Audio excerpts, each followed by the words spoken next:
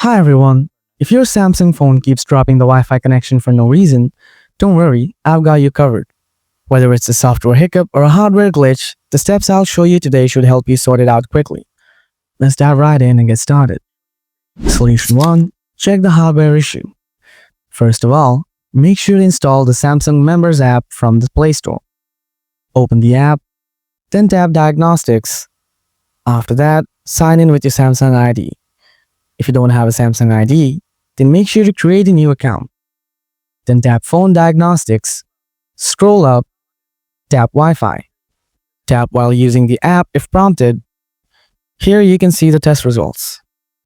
It's showing normal to me. That means there is no hardware issue. After that, follow these settings. Solution 2. Turn on the Wi-Fi scan throttling. Open Settings, scroll down, tap Developer Options. Scroll down again, find out Wi-Fi scan throttling, and toggle it on. So I really hope this video gave you the help you needed. If there's anything you're still unsure about, just drop a comment below. I'll be happy to respond. Thanks a lot for watching.